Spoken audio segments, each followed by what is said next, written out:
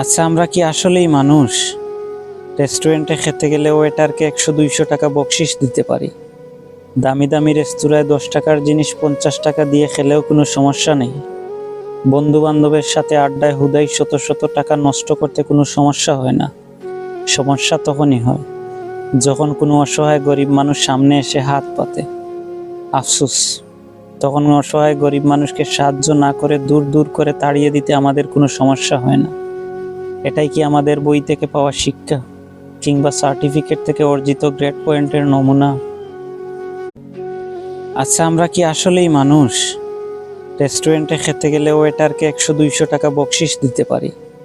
দামি দামি রেস্তোরাঁয় 10 টাকার জিনিস 50 টাকা দিয়ে খেলেও কোনো সমস্যা নেই।